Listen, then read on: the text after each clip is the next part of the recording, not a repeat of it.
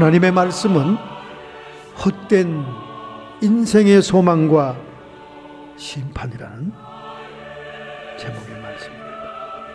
가난하지만 부지런하고 착한 인디안 어부인 키노가 있었습니다.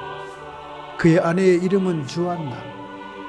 아들과 함께 단란하게 가난하지만 행복하게 살고 있었습니다.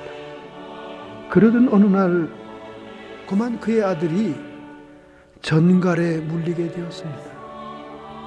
전갈의 독은 엄청나죠. 그 아이를 안고 도시의 의사를 찾아갔습니다. 그러나 비정한 의사들은 가난한 인디안의 아이의 치료를 거부했습니다. 사경을 헤매는 아이를 안고 돌아온 그들의 부부는 세상을 원망하고 의사들에게 분노하고 자신들을 탄식했습니다. 그래서 우선 그들의 조상들부터 써온 재래적인 인디안 테라피로 그 아들을 응급처치했는데 다행히도 그 아들이 차변을 보였습니다. 이 착한 인디안 어부 키노는 그날로부터 고기 잡는 일에는 등한히 하였습니다. 금방 상해버릴 고기 잡아봤댔자 몇 푼 되나? 나도 깊은 심에 잠수하여 진주를 거두리라. 그래서 진주 사냥에 나가기 시작한 겁니다. 고기 잡는 건 뒷전이에요. 왜?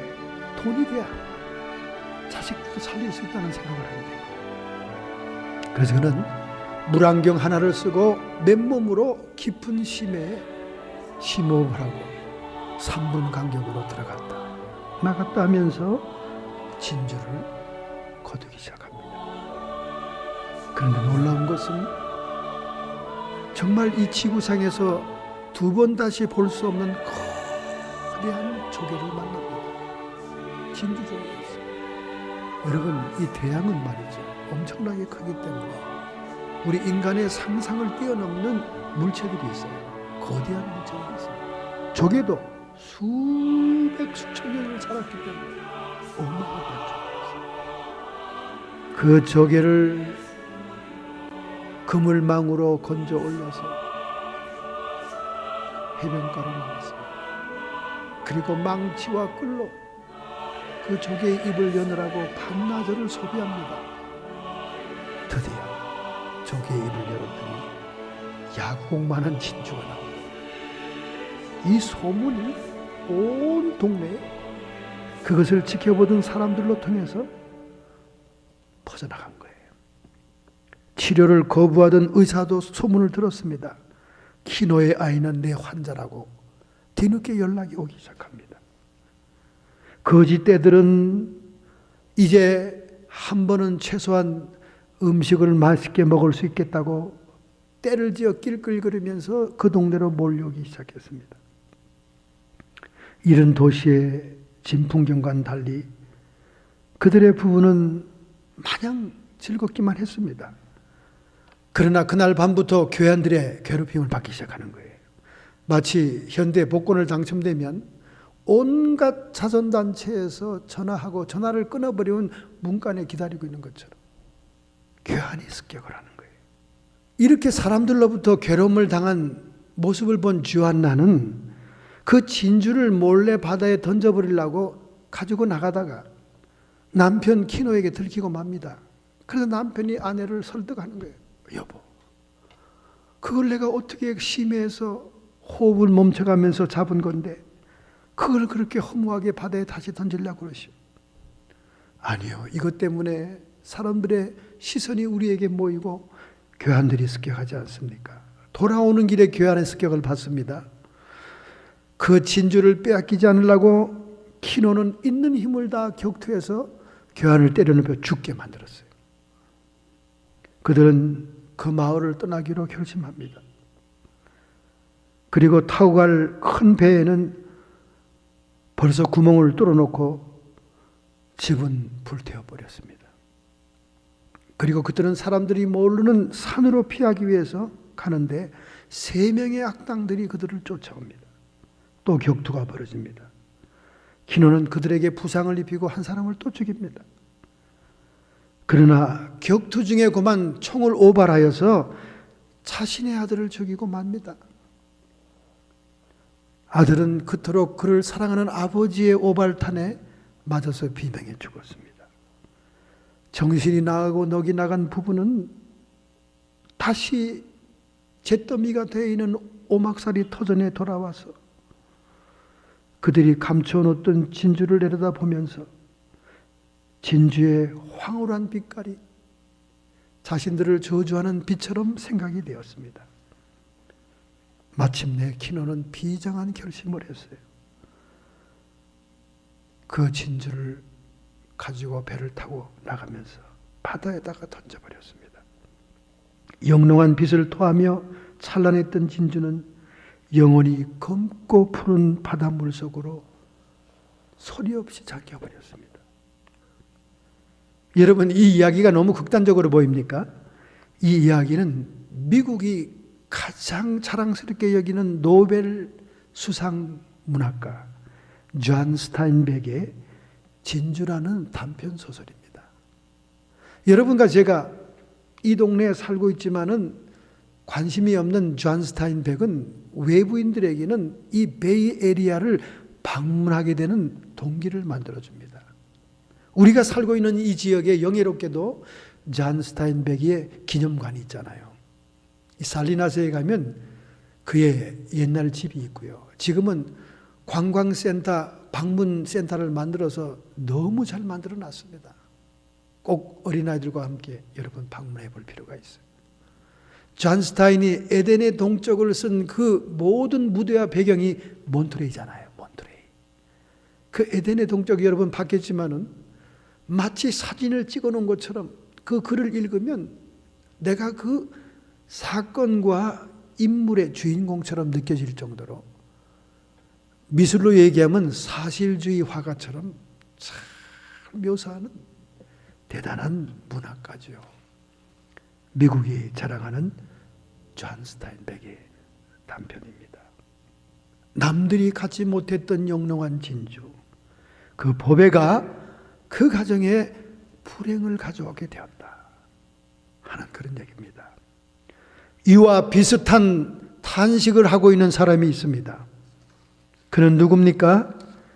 그는 다윗의 아들인 이스라엘의 3대 왕인 솔로몬입니다. 여러분, 솔로몬의 이름의 뜻은 평화하다, 그런 뜻입니다. 다윗은 그의 일생 동안 파란곡절을 겪었기 때문에 그의 아들만은, 그 솔로몬의 지세만은 평화롭기를 간구해서 그의 이름을 피스, 평화로 지었던 것입니다. 우리아의 아내인 밧세바를 취하여 낳은 두 번째 아들인 솔로몬, 그가 사울과 다윗 이어서 3대 이스라엘의 왕이 됩니다. 그는 나이 21세에 등극해서 60세에 죽기까지 BC 961년부터 922년간 이스라엘을 통치한 왕입니다. 왕이 취임 후에 첫 번째 제사를 하나님께 극진히 드릴 때 하나님께서 꿈속에 나타나서 내가 너에게 무엇을 주기를 원하느냐, 그렇게 물으실 때 솔로몬이 겸손하게 하나님이 맡겨주신 이 백성을 잘 통치하기 위한 지혜가 필요합니다.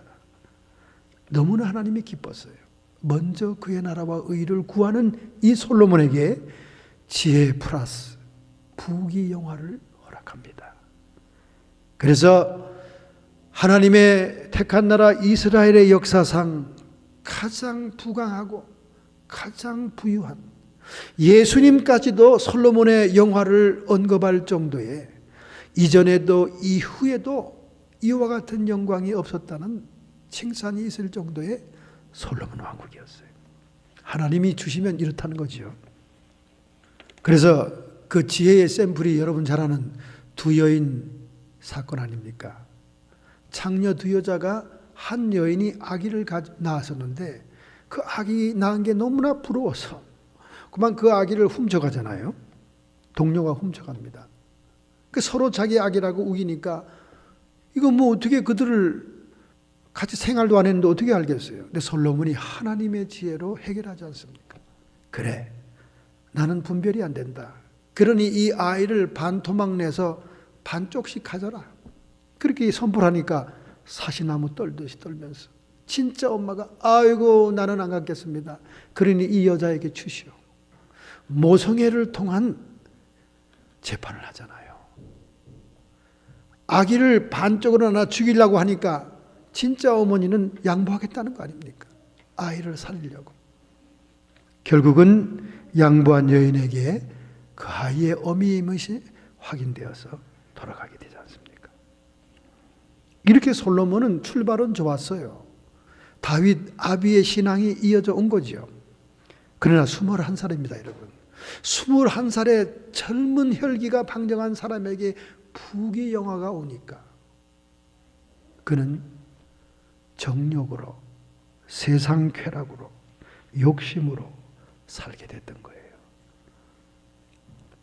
형 아도니아가 끊임없이 반란을 일으키기 위해서 괴롭혔지만 내치를 평정하고 외치를 또한 평정하면서 팔레스타인을 정복하고 모든 대국들과는 평화조약을 맺으면서 정략 결혼으로 공주를 다 데리고 오지 않습니까?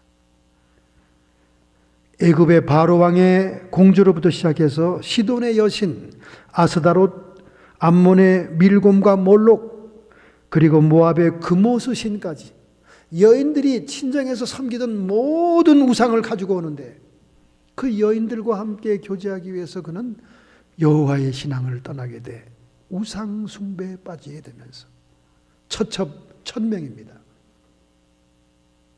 1000명. 본초와 첩의 숫자가 비율이 7대3입니다. 정략 결혼을 했기 때문에 전부 다 본초로 데려오는 거예요. 본초로. 정빈으로 데려와야 됩니다. 누가 후처로 자기 공주를 주려고 하는 사람이 있겠습니까? 1000명에 되는 여인과 그 1000명에 되는 여인들의 친정에서 가져온 우상신들을 솔로몬이 섬기면서 결국 젊은 날을 탕진하고 타락하게 되죠. 그는 성전을 건축했습니다. 왕궁을 건축했습니다. 그리고 세계의 무역을 해서 한 해의 인감이 금 666달란트였다. 이 금 666달란트는 솔로몬이 적그리스도를 예표한다는 의미에서 666이라는 숫자가 역대하에 나오는 것입니다. 그는 저술활성이 왕성했죠. 지혜 있는 사람이니까. 전도서와 잠언과 그의 사랑의 연애서인 아가서와 이 아가서는 영적으로 예수 신랑과 성도 신부의 관계를 잘 보여주고 있습니다. 시편의 일부를 그가 저술을 합니다. 심지어 바울 서신과 히브리서 서신까지 영향을 끼칠 만큼 그의 저술은 영적입니다. 오늘 이 통치 말기에 기록한 전도서, 이 전도서를 잘 읽어보면 결국 솔로몬이 노년에 회개하고 회심하고 하나님 앞으로 돌아섰구나 하는 것을 알 수가 있습니다. 깊은 허무와 탄식으로 시작되는 전도서, 히브리 말로 코헬렛입니다. 코헬렛. 이 말은 전도자가 회중에게 말하는 것이다 그 말입니다. 전도하기 위해서, 하나님을 섬기고 경외하도록 만들게 하기 위해서 전도자가, 솔로몬이 전도자라는 거예요. 전도자가 회중에게 말한 것이다. BC 935년경 솔로몬 왕의 통치 말기에 예루살렘에서 이 글을 썼다는 것입니다. 한 인생을 살면서 깨달은 바 삶의 허물을 고백과 권면 형식으로 기록했습니다. 후대의 유대의 전승인 탈무드도 전도서는 솔로몬의 저작이라고 입증하고 있어요. 여러분, 이 책 전도서를 읽다가 여러분이 참 특이한 걸 보죠. 야, 어떻게 이 허무주의, 헛되다는 말이 이렇게 많이 나올까? 37번 나옵니다. 직접적으로 헛되다는 말이 37번, 간접적으로 쓴 것도 더 있습니다. 이렇게 헛되다고 얘기하고 있는 성경, 전도서. 오늘 우리가 이 한 권을 띱니다. 지난주에는 욥기서를 띄었죠. 욥기서의 중요한 포인트를 오늘 설교 중에 말하게 될 것입니다. 이렇게 허무주의를 얘기하고 있는 성경에서 우리가 받을 영적인 교훈이 무엇일까? 11장 9절을 한번 읽겠습니다. 우리 다 같이 11장 9절 첫 번째입니다. 청년이여 내 어린 때를 즐거워하며 내 청년의 날을 마음에 기뻐하여 마음에 원하는 길과 내 눈이 보는 대로 쫓아 행하라. 그러나 하나님이 이 모든 일로 인하여 너를 심판할 줄 알아라. 청년의 때 자기의 경험을 얘기하는 거예요. 21세의 왕에 등극해서 하나님의 무제한적인 축복을 받은 솔로몬, 그는 있는 부로 교만하고 있는 부로 타락하고 말았습니다. 하나님 앞에 신실하고 열심히 있어서 지혜와 부귀의 축복을 받았지만은 혈기왕성했던 청년기로부터 세상의 쾌락과 탐욕의 삶으로 그는 인생의 말기에 자신의 실패한 인생 그리고 허무한 인생을 깨닫게 됩니다. 그리고는 회중에게 말하기를 하나님을 경외하는 삶이 인생 최고의 삶이다. 그렇게 역설합니다. 그의 이 전도서의 모든 내용을 요약한다면 하나님을 떠난 인생은 허무하다. 그리고 심판이 있다. 청년들아, 원기 왕성하고 혈기 있고 못할 것도 없는 시기지. 그러나 내 마음에 원하는 대로 행해라. 육체의 정욕으로 행하라. 그리고 내 눈에 보는 대로 행하라. 안목의 정욕대로 살아라. 하고 싶은 대로 다 해봐라. 그러나 하나님이 이 일로 인하여 너를 심판할 줄 알아라. 하나님을 떠난 인생은 허무합니다. 그리고 그의 세상 쾌락과 타락의 분명한 심판이 있다는 것입니다. 히브리서 9장 27절, 성령께서 오늘 여러분들에게 말씀합니다. 한 번 죽는 것은 사람에게 정하신 것이요 그 후에는 심판이 있으리라. 여러분이 멋대로 사는 것, 여러분의 의지대로 사는 것 일일이 간섭하지 않아요. 그러나 우리 인생에는 반드시 결산의 날이 있다는 것, 심판의 날이 있다는 것을 기억해야 됩니다. 영원한 하나님께만 소망이 있다고 본서는 강조하고 있습니다. 그리고 하나님의 주권에 순종해야 된다. 하나님의 주권, 하나님의 주권을 순종하기 위해서는 하나님의 뜻을 알아야 됩니다. 그 주권에 순종해야 된다. 그래야 참 행복을 느끼고 참 기쁨을 누릴 수 있다. 그러니 청년이여, 하루라도 빨리 하나님 안에서 인생의 참된 가치를 깨닫고 하나님을 경외하는 삶을 살아라. 이렇게 사는 자만이 정말 복받은 자다. 할렐루야. 이렇게 솔로몬이라고 하는 전도자가 애절하게 간절하게 외치고 있습니다. 여러분, 전도자라고 하니까 솔로몬처럼 부귀영화를 누리고 솔로몬처럼 높은 데 있었던 사람만이 전도자가 되는 게 아닙니다. 여러분, 최근에 방송에 많이 나오는 전도자를 본 일이 있죠. 펭귄처럼 달걀처럼 오뚝 서 있는 전도자가 있습니다. 팔다리 없는 전도자 닉 부이치치. 이 닉 부이치치가 얼굴하고 상체만 있고 팔다리가 없어요. 펭귄처럼 단에 딱 앉습니다. 요 발끝에 조그만 손같이 생긴 다리가 이렇게 살에 붙어 있죠. 보기도 흉측해. 처음 볼 때는 너무나 징그럽더라고요. 그런데 이 불구자의 전도자가 4억의 영혼에 터치를 했다는 거예요. 4억. 팔다리가 없고 몸통만 있는 호주의 전도자 닉 부이치치가 4억 명의 영혼에 타칭했다는 거예요. 지난 10월에 에콰도르 키토를 방문했을 때 5천 명의 경찰관과 경찰 대학생에게 그리스도의 능력을 증거하고 하나님 나라를 선포했습니다. 사지 없는 생명, 그는 24개국을 방문했어요. 그리고는 예수 안에만 희망이 있다, 하나님에게만 소망이 있다는 메시지를 증거합니다. 날 때부터 희귀 증상인 테트라멜리아 증후군으로 사지가 없이 태어났습니다. 10살 때 그는 자신을 자각하고 삶을 포기하기 위해서 투신 자살을 여러 번 시도합니다. 얼마나 그때마다 부모들이 안타까운지 몰랐어요. 부모도 어찌할 수 없는 거 아닙니까? 태어나면서 그러니. 여러분, 그런데 하나님 안에 생명의 가치와 의미를 찾게 되니까 지난해 2월 달에 일본 아내인 카네 미야히라와 결혼을 하죠. 미야하라와 결혼해가지고 어린 아들을 뒀습니다. 정말 하나님의 선물이라고 그런 생각합니다. 아내도 기적적인 선물이지만, 아니 팔다리 없고 계란처럼 생긴 사람한테 누가 시집을 옵니까? 멀쩡한 카네 미야하라가 일본 여성인데 그의 아내가 됐습니다. 그리고 어린 아들을 선물로 받았습니다. 그는 이렇게 가족들과 함께 순회 여행을 하면서 전도자의 삶을 살고 있어요.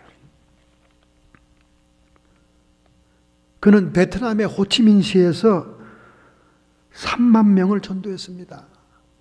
베트콩의 나라 아니에요. 베트콩의 나라. 그래서 총 그의 얼굴과 얼굴을 맞대어서 전도에서 결실한 영혼이 40만 명. 그리고 TV나 기타 미디어를 통해 타칭한 사람이 4억 명. 트위터에 그를 따르는 사람이 30만 명이고 페이스북에는 220만 명이 좋아요 하고 지지를 보내고 있는 것입니다.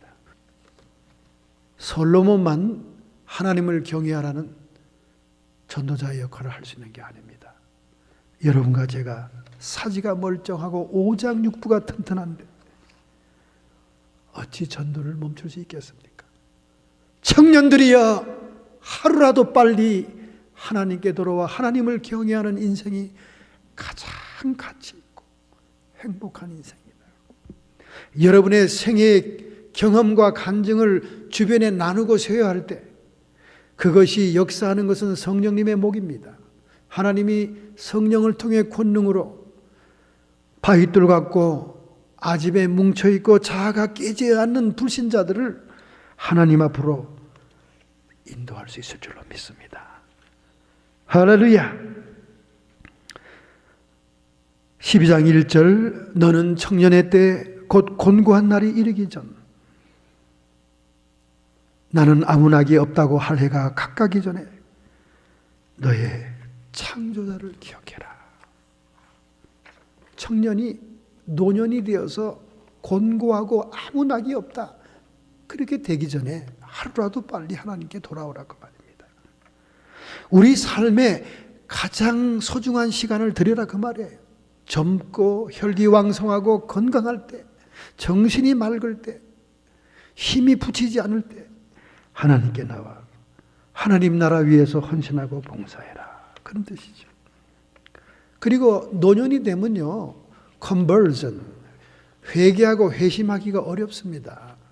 청년 때나 사춘기 때나 어린 때는 아직 생각과 가치관이 형성되기 전이기 때문에 얼마든지 신앙이 잘 들어올 수 있어요. 그래서 위대한 신앙의 영웅들은 전부 다 유년 시절의 신앙을 받아들인 사람입니다. 노년에 어쩌다가 회심하는 사람들은 인생의 극심한 환난을 받아서 완전히 자아가 깨어지고 가치가 전도될 때 하나님께 나오지만은 청년 시기에 회심하는 퍼센트가 70%라면 노년 시기에 회심하는 퍼센트는 7%입니다. 그게 지금 현재 통계에 나와 있습니다. 그러니까 하루라도 젊었을 때 주님께 나오라는 겁니다. 더군다나 노년은 개인의 종말이 가까운 게 아닙니까? 지구의 종말이 오기 전에 우리 개개인이 다 연수와 나이가 차면 세상을 떠야 하는 개인의 종말이 다가오기 전에 하나님을 경외하고 하나님을 사랑하고 하나님을 위해 사는 것이 가장 가치 있는 길이고 가장 소망의 길이다. 할렐루야. 여러분은 이미 그와 같은 결단을 했기 때문에 복받은 인생인 줄로 믿습니다. 할렐루야. 우리가 젊은 날에 아무리 지식적으로 공부하고 책을 많이 쓰고 읽는다 해도 헛되다는 거예요. 저희 가족이 자녀들이 많다 보니까 공부를 잘하는 자녀도 있고 공부를 싫어하는 자녀도 있었습니다. 공부를 싫어하는 저희 위쪽의 사람, 정확히 얘기하면 또 시험들 우리 식구들이 있으니까 위쪽의 사람이 이렇게 얘기합니다. 저희 아버님이 공부해라 그러면 이렇게 얘기해요. 아버지는 성경도 안 읽었습니까? 전도서 12장 12절 12 사태를 모릅니까? 내 아들아 또 경계를 받으라. 여러 책을 짓는 것은 끝이 없고 많이 공부하는 것은 몸을 피곤케 하느니라. 저는 하나님의 말씀에 순종하고 싶어요. 저는 공부를 하지 못하게 말리면 그것이 큰 형벌이었습니다. 저희 부모님들은 저보고 공부하지 말라고 제 방을 잠그기도 했어요. 왜냐하면 어느 날 제 어머니가 제 이 방은 2층이었거든요. 공부하는데 아무 지장을 느끼지 못하게 하기 위해서 다른 자녀들은 다 2층인데 저만 딱 2층 방이었어요. 어머니가 밤새 공부하다 자는 제 방에 들어왔다가 기절 소리를 지르고 뛰어나간 거예요. 그 하얀 그 호충, 옥양목 호충료에 시뻘건 피가 그냥 낭자한 겁니다. 잠에서 코피가 쏟아진 거예요. 그러니까 어머니가 얼마나 놀랬게요. 아주 어머니 아버지가 머리를 맞대고 의논한 결과가 자, 너는 공부하지 마라. 이렇게 된 겁니다. 그 정도로 제가 엄청나게 열심히 했습니다. 이렇게 열심히 하는 것도 정상이 아니죠. 여러분 눈에 보기는. 성경 말씀대로 보니까 피곤케 하는 것이다. 이 말은 공부가 필요 없다는 얘기가 아니에요. 이 성경 말씀의 깊은 뜻을 깨달아 책을 짓는 게 필요 없다는 말이 아닙니다. 모든 지식, 모든 책, 이론으로 끝나는 걸 경계하는 거예요.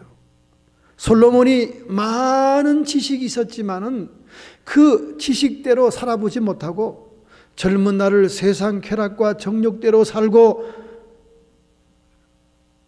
음행을 했던 그 모든 죄악들이 지식과는 따로 놀더라 그 말입니다.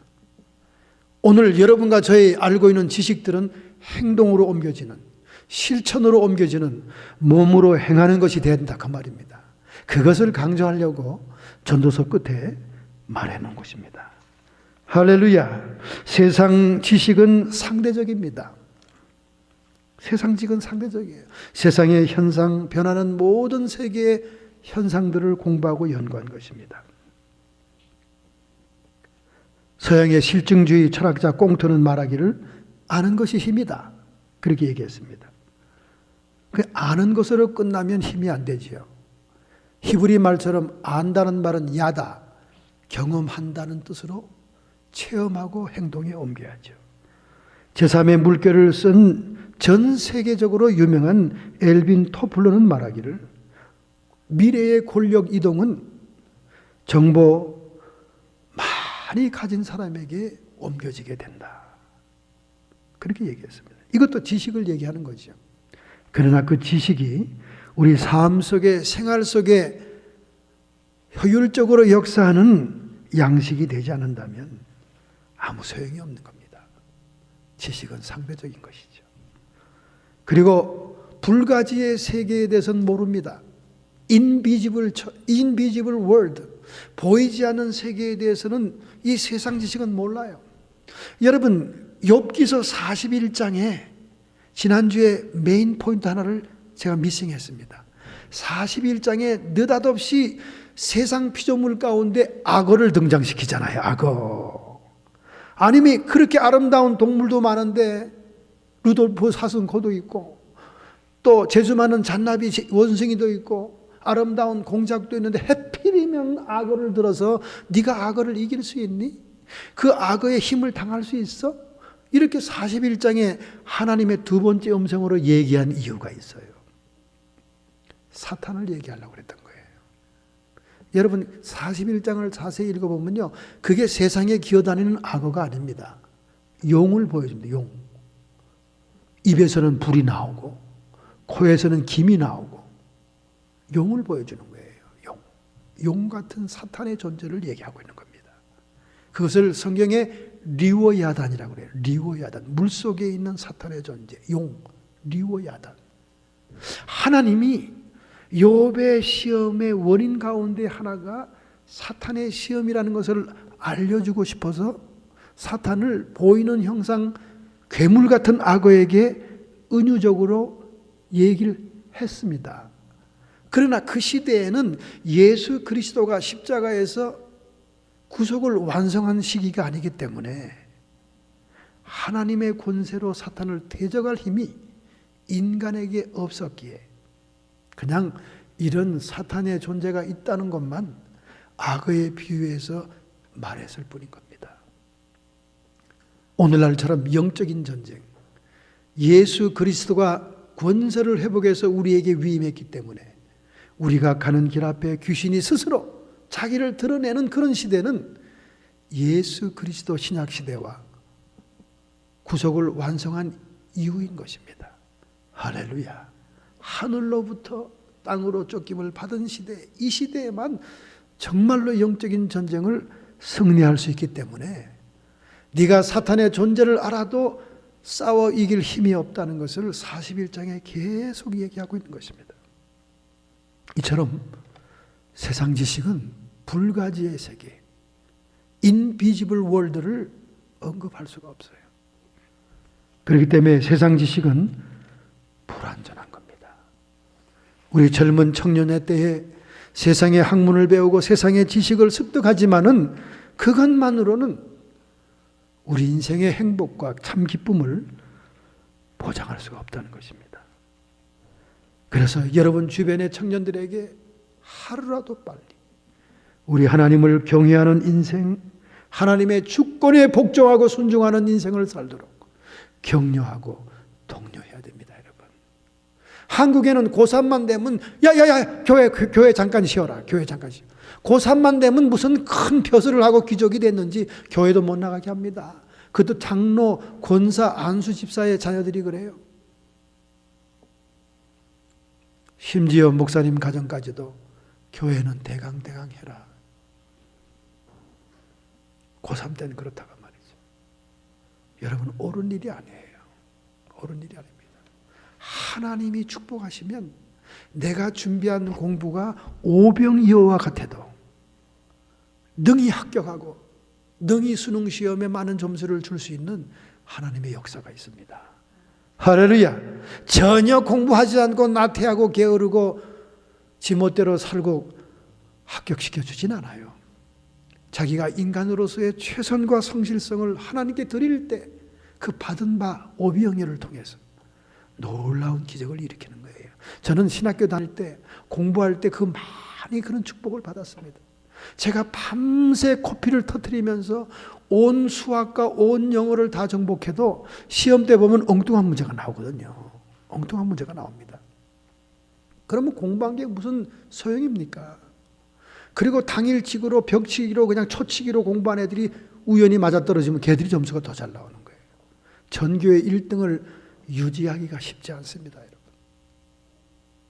그러나 하나님이 함께할 때 내가 모자라고 내가 미처 미싱한 것들도 하나님이 함께할 때 순간적으로 지혜와 기름 부음으로 다 이겨나가게 하는 많은 체험을 했어요. 할렐루야. 그래서 꼭 기도하고 시험 보고 기도하고 준비하고 기도하고 얼마나 축복인지 모릅니다. 청년 시기에 하나님 여호와를 경외하는 것이 가장 귀중한 일입니다. 가장 우선순위입니다, 여러분. 여러분이 이렇게 교회에 앉아 있으면서 자식들이 교회 나가지 않은 것을 방심하지 마세요. 피눈물 흘리며 기도해야 됩니다. 여러분은 천당에 와 있는데 자식들은 지옥에 있고 소식도 없다면 뭐 그렇게 기쁘겠어요? 생각을 해보자고, 여러분. 그게 먼 훗날이 아닙니다. 코앞에 닥친 날이에요. 아유, 죽을 때 그냥 예수 시인해. 꼴밤 때리면 예수님 하고 죽겠지. 천만에요, 여러분. 평생을 방탕하고 지멋대로 산 인간들은요, 죽을 때도 문을 딱 닫고 옹고집을 부립니다. 뭐라 그런지 알아요? 나는 그렇게 경험 없는 삶은 살기 싫어. 평생을 예수의 이름 부르지 않다가 죽을 때 내가 약해졌다고 부를 줄 알아? 이러면서 이빨을 깨물면서 꼴까닥 죽는 분도 수없이 봤어요. 그렇게 마지막 순간이라고 그렇게 쉬운 게 아닙니다, 여러분. 천사가 대기하고 마귀가 대기하는데 마귀가 가만히 손 놓고 있겠어요? 무당 구춘물해서라도 혼란하게 만들어서 데려가지. 그렇게 쉬운 일이 아닙니다, 여러분. 하루라도 젊었을 때 자기의 고집과 자기의 가치관과 자기의 세계관이 확립되기 전에, 자기의 아집이 형성되기 전에 하얀 배직장 같은 청순한 마음 속에 예수 그리스도의 피 묻은 복음이 들어가야 됩니다. 신앙이 들어가도 또 이상한 신앙들이 들어가는 사람이 많아요. 이단 따라간 사람은 계속 평생 이단 따라다닙니다. 참 이상한 일이죠. 이 이단에서 꺼내놓으면 또 저 이단으로 가 있어요. 이 이단도 기도해서 실컷 기도해가지고 막 그래서 또 끌어놓으면 또 엉뚱한데 또 엘리야 선지자가 뭐 한국에서 왔다나? LA에 아니 그 당장 들으면 몰라. 당장 들으면 엘리야와 같은 선지자는 이해할 수 있어요. 엘리야와 같은 비슷한 사명. 자식의 마음을 아비에게 돌리고 아비의 마음을 자식에게 돌리는 마지막 때 두 증인 같은 엘리야 같은 선지자는 맞는 말이에요. 엘리야 선지자가 왔다. 윤회설이야. 환생했어. 딱 들어보면 이단인지 몰라. 그런데 또 거기 가요. 또 거기 가가지고는 목사님 이단인지 아닌지 좀 가르쳐 주세요 하고 또 테이프 보내고 CD를 보냅니다. 뭐 들어보나 제목만 들어보니까 이단이네.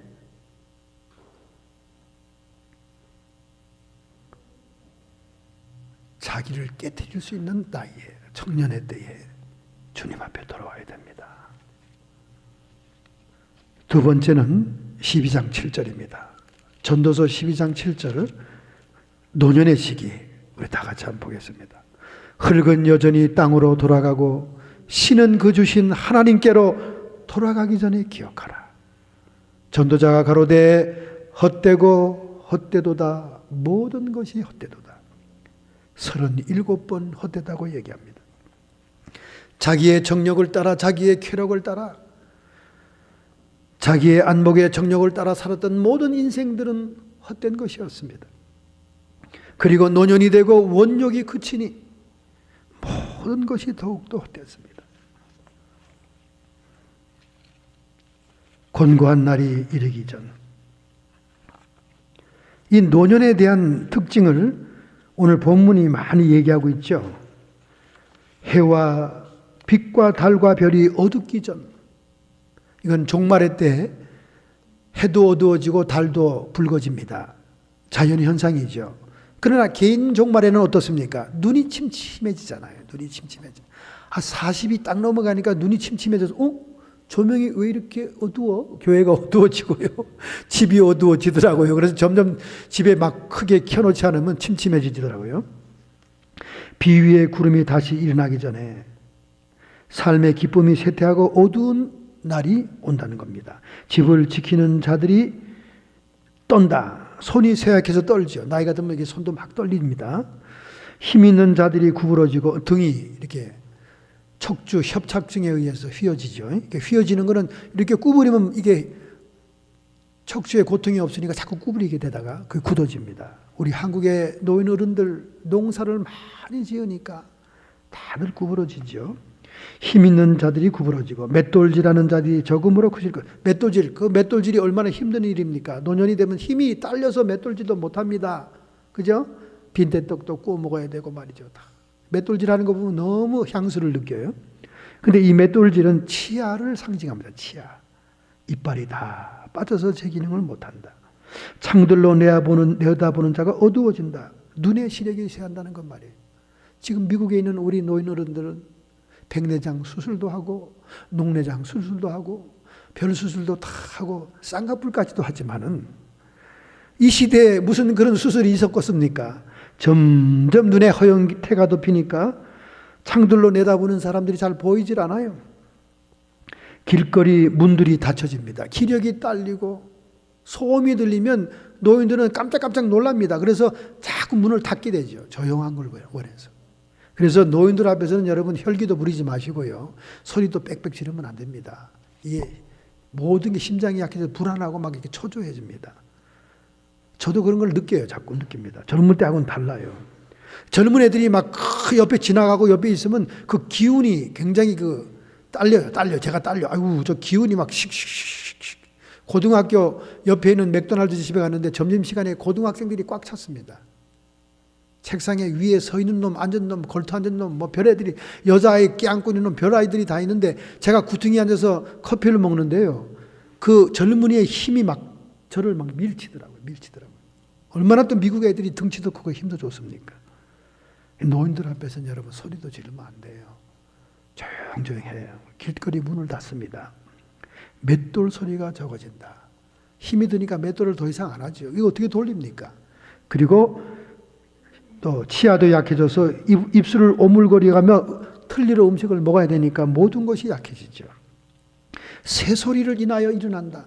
새가 울어도 그 소리에 잠이 깹니다. 잠이 없어가지고 신경쇠약으로 깊은 잠을 이루지 못하죠.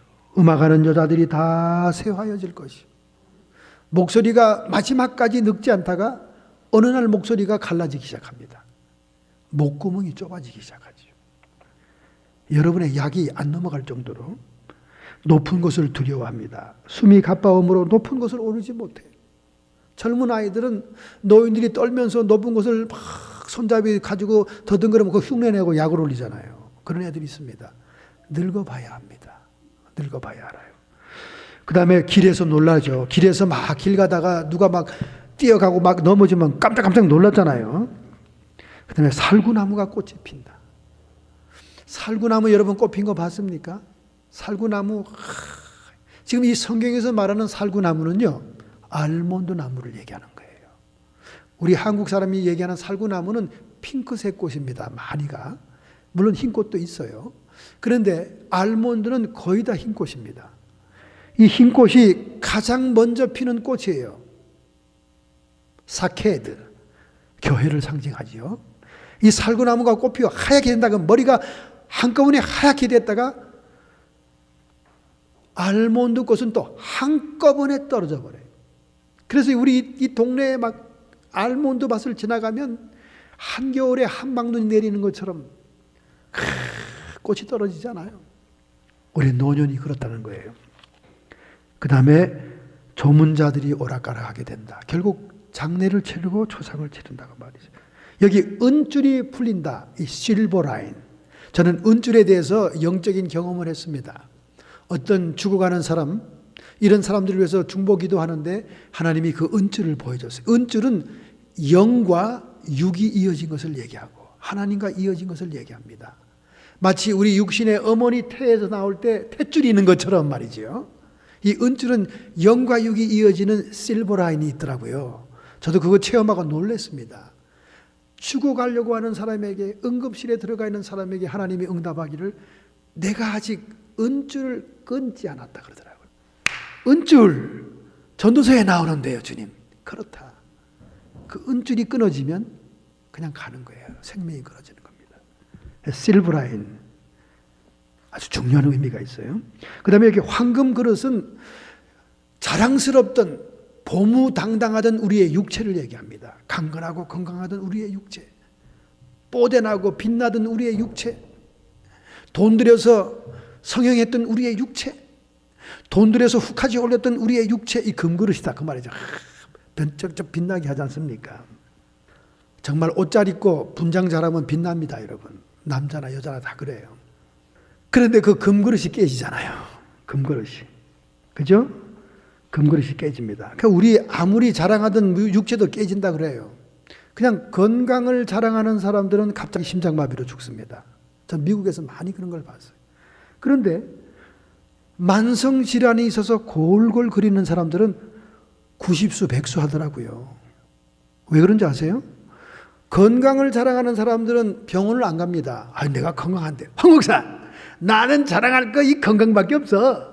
이렇게 자랑하던 우리 선배 목사님 설교하다가 그냥 입에서 거품이 씩 나오고 뇌졸중이 온 거예요. 그래서 에머전시로 설교하다가 예배도 안 끝나고 들어간 겁니다. 그러면서 그 누워서 뭐라고 그랬냐면 옆에 있는 부인한테 황 목사한테는 알리지 마 그러더래요. 왜냐하면 만날 때마다 자랑했거든 나한테. 이빨도 김이 한 새. 이렇게 자랑했거든요. 자랑하지 마세요 여러분. 자랑하지 마세요. 하나님 앞에 자랑하지 마세요. 그런 사람들은 갑자기 갑니다. 심장이 멈추면 가는 거예요. 운전대 붙들고 그냥 쓰러지는 거예요. 그런데 만성질환으로 골골한 의사를 맨날 보는 사람들은 영원토록 사는 것처럼 수명이 길더라고. 왜냐하면 맨날 피 뽑아보니까 뭐가 들어오는지 맨날 알잖아요. 피 뽑아보니까. 그러니까 골골하는 사람들 여러분 무시하지 말고 건강을 자랑하지 마세요. 항아리가 샘 곁에서 깨어지고 바퀴가 우물 위에서 깨어진다. 여러분 살아있는 생존의 모습이 뭡니까? 우물 곁에 물 길러 오는 항아리 아닙니까? 그리고 그 물을 길리기 위해서 도르래를 이렇게 해서 그 밑에 드레박을 내리잖아요. 그 도르래도 깨진다는 거예요. 하도 세월이 많이 지나갔다는 뜻을 의미하는 겁니다. 그런데 항아리, 금그릇, 도르래 이 모든 것은 인생의 오장육부를 상징하는 관용어구예요. 히브리 본문에서 말하는 이것은 인생의 오장육부, 심장과 호흡기관과 박동이 멈춰 죽게 된다 그 말입니다. 흙은 땅으로 돌아간다. 인간의 육체는 티끌에서 왔으니 티끌로 갑니다. 신은 하나님께로 돌아갑니다. 인간은 죽지만 그 영은 하나님께로 돌아간다. The spirit will return to God who gave it. 하나님께로 받았던 루아흐의 생기 그 영은 도로 하나님께로 간다. 영원히 우리는 영으로 존재하게 됩니다. 이렇게 노년에 대한 얘기를 오늘 본문에 자세하게 기록했어요. 이 노년이 사실은 곤고한 날이죠. 육체가 감당이 안 되는 그런 시기니까. 그리고 아무 낙이 없죠. 모든 정욕과 원욕이 사라지지 않습니까? 그러나 마지막은 죽음과 심판이다. 히브리서 9장 27절에 오늘 여러분께 성령께서 말씀합니다. 한번 죽는 것은 사람에게 정하신 것이요 그 후에는 심판이 있으리라. 여러분이 어떠한 모습, 어떠한 인생을 살았든지 간에 여러분의 인생을 결산하는 날이 온다는 거예요. 그렇기 때문에 우리가 창조주여 주권자여 심판자이신 하나님만을 경외하며 그 명령대로 살아감으로 인생의 본분을 지킬 때 우리는 참 행복하고 영원한 영생을 보상받았고 하늘나라에서 면류관 받는 인생이 될 줄로 믿습니다. 그렇기 때문에 이 본서는 인생의 허물을 얘기하는 책이 아니에요. 인생의 허물을 극복해서 하나님 안에 소망이 있다는 것을 강조하는 책인 줄로 믿습니다. 할렐루야! 고린도후서 4장 10절입니다. 우리가 항상 예수의 죽인 것을 몸에 짊어지면 예수의 생명도 우리의 몸에 나타나게 하려 함이니라. 우리가 점점 노쇠하고 기력이 쇠해질수록 예수의 생명을 드러낼 기회가 많다는 거예요. 젊은 시기 청년의 때는 그 정력 때문에 주체할 수 없는 쾌락 때문에 주님의 생명을 드러낼 수가 없습니다. 그러나 우리 이 노년의 시기는 복받은 시기라 그 말이에요. 약해지니까 내가 약해지니까 생명이 드러날다. 우리 산자가 항상 예수를 위하여 죽음에 넘기움은 예수의 생명이 또한 우리의 죽을 육체에 나타내게 하려 함이니라. 우리가 이제 노쇠해서 죽게 된다는 것은 예수의 생명으로 부활 영광체로 거듭나는 터닝 포인트다 그 말이에요. 인생의 곤고한 날이고 아무 낙이 없는 때지만은 하나님 나라를 바라볼 때는 새 출발을 위한 시기다 그 말입니다. 할렐루야, 할렐루야. 우리 산자가 항상 예수를 위하여 죽음에 넘기움은 예수의 생명이 또한 우리의 죽을 육체에 나타나게 하려 함이니라.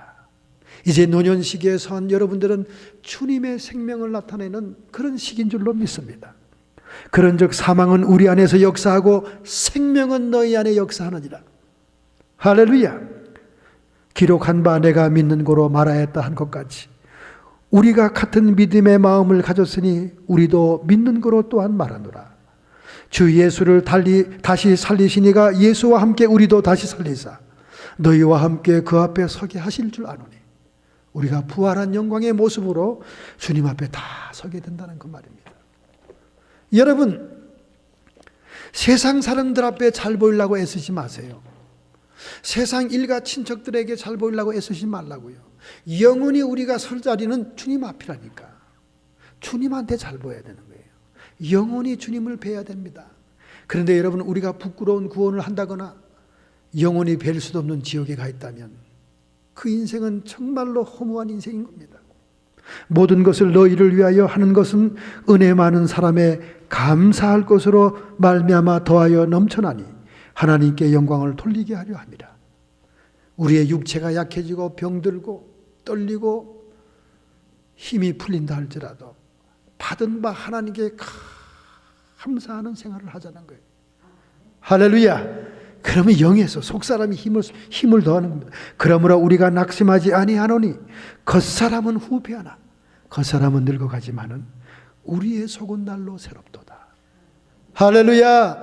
하나님께 그 은혜를 감사하여 영광을 돌릴 때, 주의 생명을 드러낼 때 우리의 속사람은 정말 새로워진다는 거예요.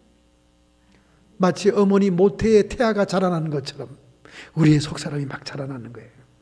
우리 잠시 받은 환난에 경한 것이 지극히 크고 영원한 영광에 중한 것을 우리에게 이루게 함이니.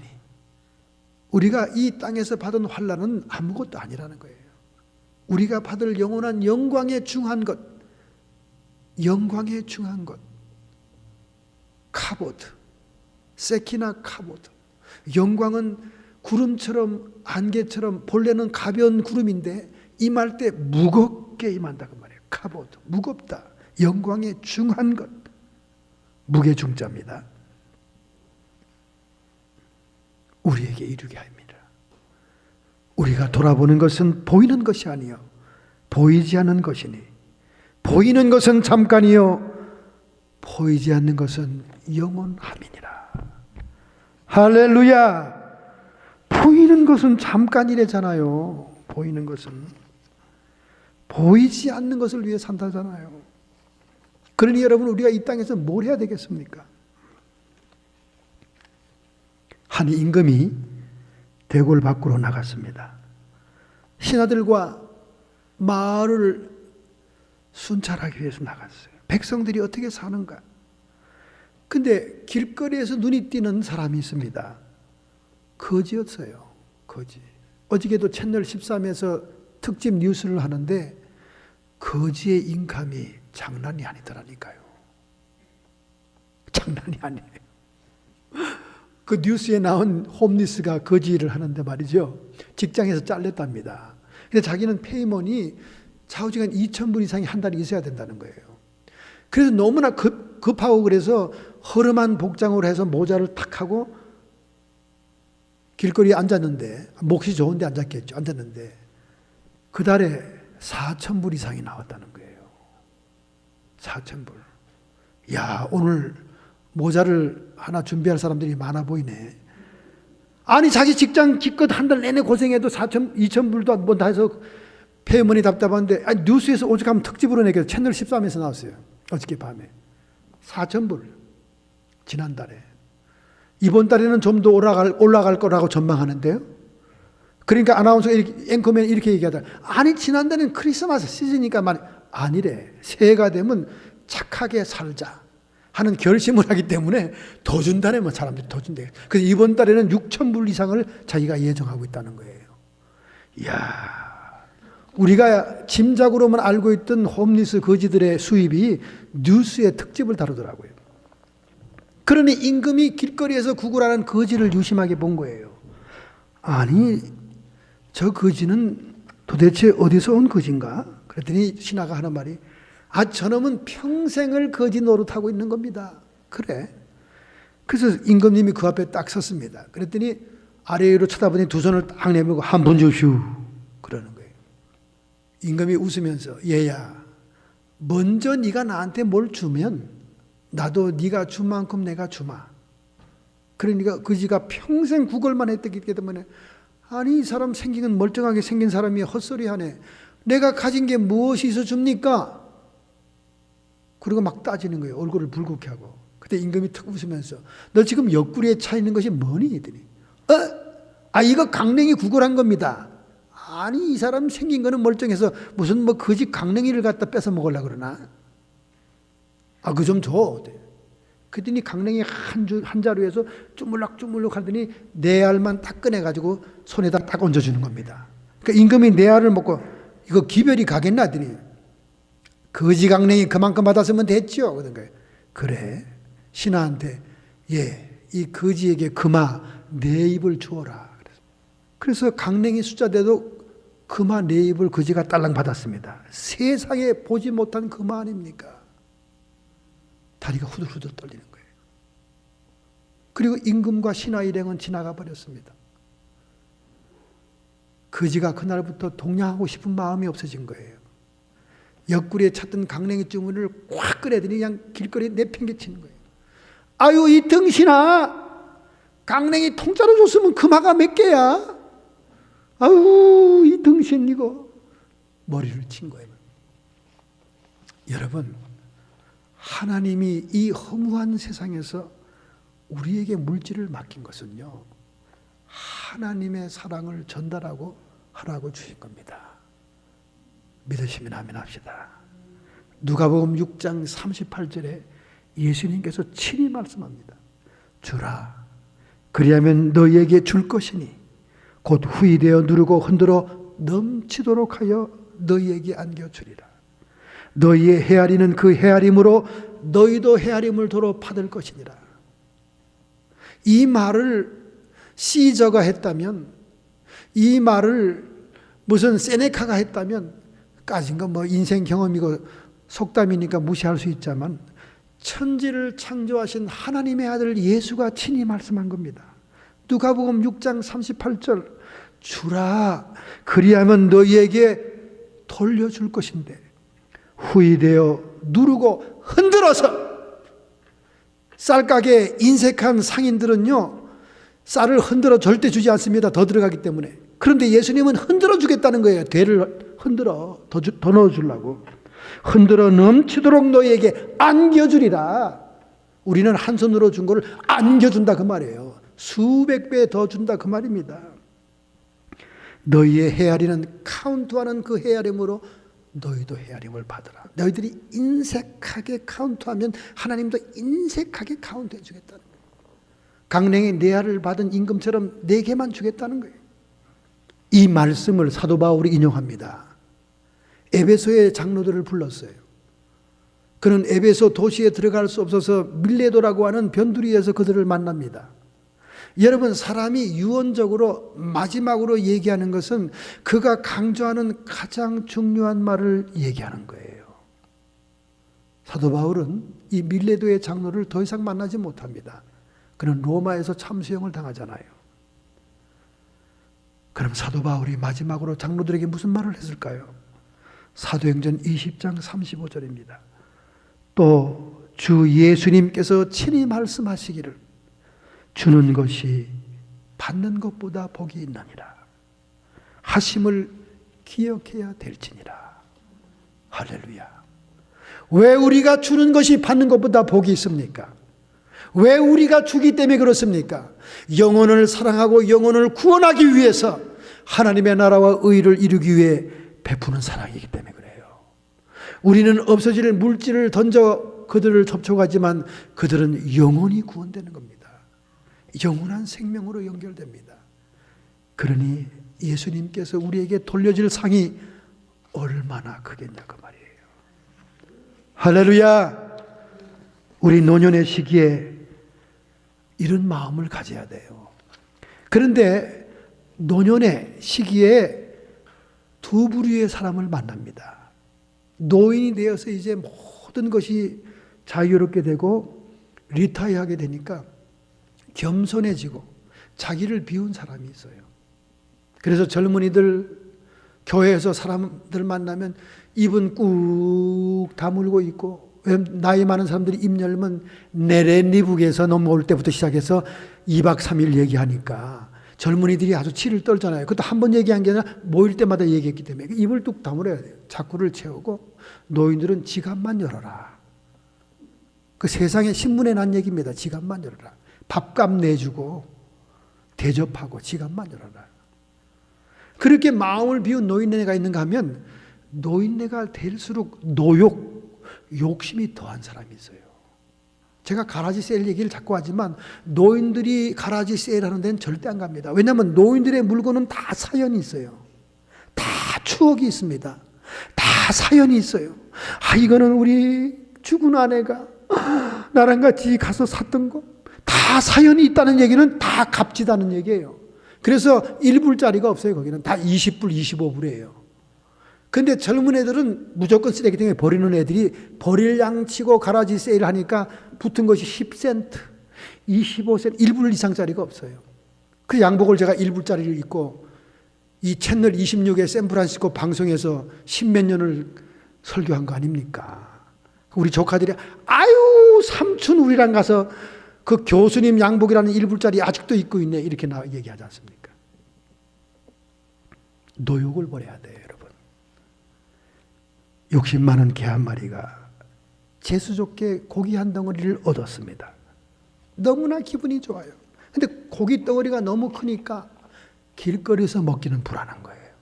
누가 뺏어 먹으면 어떡해? 그래서 이거는 집에 가서 침착하게 고기 맛을 음미하면서 먹어야지. 그러면서 자기 집으로 갑니다. 개울가 다리를 지나가게 되었어요. 다리에서 물을 보니까 웬 놈이 고기 큰 걸 들고 딱 자기를 쳐다보는 거예요. 아니 이놈 이 자식이 자기만 고기 있나 나도 있는데. 가만히 생각해 보니까 저놈 고기도 뺏으면 자기가 정말 배부르게 먹을 것 같습니다. 그래서 기왕 오늘 이렇게 재수 좋은 날인데 저것까지 빼앗아 가지고 가야지. 막 소리를 지르면서 고기 내놔 막 소리를 질렀어요. 그랬더니 자기 입에 있던 고기 땅에 탁 바대 강물에 떨어진 거예요. 아니 내 고기가 왜 떨어져? 이렇게 보니까 저기 있는 아이도 고기가 없어진 거예요. 그때야 비로소 걔가 자기의 얼굴이 거기 비친 거구나. 그걸 깨닫고는 꼬리를 궁뎅이에 쳐박고는 고개가 푹 숙여져 가지고 그냥 내 입에 있었던 것만 먹고 끝날 걸. 그리고는 터덜 집으로 돌아갔다는 얘기입니다. 이거는 구루지아의 주인에게 이야기를 들려주는 노예인 이솝의 얘기입니다. 이솝의 얘기를 빼면 설교가 안 될 정도예요. 정말 지혜로운 노예였던 것 같아요. 여러분, 나이가 들면 노욕을 버려야 됩니다. 이제 떠날 거니까 정리해야 돼요. 집안에 쓸모없는 것들 다 끄집어내서 쓸만한 것은 구제하는 데 보내시고 정리하셔야 돼요. 거기다 뭘 미련을 그렇게 두십니까? 전혀 가져갈 수 없습니다, 여러분. 나중에 여러분의 자식들이 돌아가신 부모님의 짐을 챙기러 왔다가 육두문자로 욕만 할 겁니다. 아이고 노인네 갖다 쌓아놓기는 아이고 이거 한 번도 입지 않은 거네. 이걸 누구 줘? 불태우세요. 며느리들은 뒤에 따라오면서 그럴 거예요. 그렇게 욕을 먹고 그럽니까? 기분 좋게 기마 있으면서 구세군이나 드루뷰티나 뭐 이런 샵에 갖다 주면 얼마나 칭찬받아요. 인생은 허무합니다. 여러분, 노욕을 버려야 돼요. 이솝의 얘기를 못하면 끝이 안 한다고 그랬죠. 이솝이 주인과 함께 여행을 가게 되었습니다. 여행을 갈 때 하인들도 많이 따라가고 목적이 있는 여행이었기 때문에 많은 짐을 꾸려가고 합니다. 그런데 짐들을 쌓아 올리는 거 보니까 덧정이 없는 거예요. 이솝은 머리가 지혜로운 사람, 주인에게 얘기만 들려주는 노예니까 이 힘을 못 쓰거든요. 그래서 이솝이 걱정을 하고 있으니까 나는 아직 짐을 날라본 적이 없어서 익숙하지 못한데 작은 짐을 줬으면 좋겠는데 난처한 얼굴을 하니까 거기에 하인 집사가 되는 사람이 걱정하지 말어. 자네가 힘없는 거 온 사람이 다 아는 걸 그냥 빈손으로 가. 그래도 그렇지 모두 다 노예들이 짐을 지고 가는데 빈손으로 가면 안 되잖아. 그냥 갈 수 없지. 드디어 짐들을 지고 노예가 주인을 따라 여행을 떠나기 시작하는데 웬일입니까? 주인 옆에서 이야기를 계속 들려주는 이 이솝이 짐 중에 가장 큰 짐을 지고 있는 거예요. 하인들이 전부 다 가슴을 치는, 아우 저런 멍청한 녀석 같으니라고. 아니 지 입만 나불나불 거리는 주제에 무슨 힘이 있다고 짐을 지노? 우리가 짐을 지지 말라고 작은 짐을 택해라 했건만 왜 저렇게 짐이 크노? 짐이 크니까 주인도 안타까워하는 거예요. 아니 자네는 나한테 얘기만 하면 되는데 웬 짐을 이렇게 크게 지는가? 또 칭찬도 받는 겁니다. 아 괜찮다고. 다른 사람도 다 지는데요. 그런데 이 이솝이 진 짐은 어떤 짐인 줄 알아요? 먹을 식량이 들은 짐이었어요. 어떻게 생각이 됩니까, 여러분? 머리가 좋죠? 먹을 식량이 든 짐은 날이 갈수록 작아지기 시작합니다. 다른 노예들이 진 짐은 처음 지었던 그대로입니다. 갈수록 지치고 힘들면 더 무거운 짐이에요. 그런데 이 마을 저 마을의 숙소 천막을 칠 때마다 점점 양식은 줄어들기 시작합니다. 결국은 짐이 하나도 없어졌다 그 말이에요. 이솝은 이와 같은 얘기를 통해서 우리에게 뭘 얘기하는 줄 아십니까? 노년의 시기라는 것은 모든 인생의 짐이 사라지는 때입니다. 할렐루야! 아 자식들 다 결혼했잖아요. 자식들 다 할 일 다 했잖아요. 여러분이 얼마나 부모로서의 눈물과 희생으로 그들을 다 독립시켰습니까? 이제 홀가분하다 그 말입니다. 모든 인생의 짐이 여러분의 육체에서 사라졌을 때 이제 영원히 들어갈 하나님 나라 영광을 위해서 여러분이 헌신하고 섬길 때 이제 하늘나라에 준비한 면류관들이 우리 주님으로 칭찬으로 여러분에게 주어질 줄로 믿습니다. 이런 남은 생에 이런 여호와를 경외하고 사랑하는 생이 되기를 예수님의 이름으로 축원합니다. 결단하고 결심하는 마음으로 여러분의 가슴에 손을 얹기 바랍니다. 전도자는 인생은 허무하다고 말했습니다. 그러나 허무하고 허망한 인생에 예수 그리스도와 성삼위 하나님께서 우리의 소망이 되고 우리가 그의 주권과 명령에 순종하고 그를 경외한다면 영원한 참 가치를 발견한 것이요 영원한 기쁨을 누리는 것이요 참 행복을 선택한 것인 줄로 믿습니다. 결단하고 결심하는 마음으로 가슴에 손 얹읍시다. 하나님, 내 인생의 짐이 사라지고 홀가람한 한 이때에 이제 주님의 영광의 나라 위에서 살겠나이다. 주여 나의 사랑을 받아 주시옵소서. 나의 희생과 섬김을 받아 주시옵소서. 이 나라에 수많은 불신자의 영혼들이 들어올 수 있도록 내가 가진 재능과 재물과 나의 헌신을 통해 영혼이 구원받게 주시옵소서. 결심하고 결단하는 성도들을 축복하시고 능력 부어 주심을 믿습니다. 성도의 육체에 역사하는 모든 질병들아 예수님의 이름 권세로 쫓김을 받으라. 묶음을 풀어라. 고통은 사라질지어다.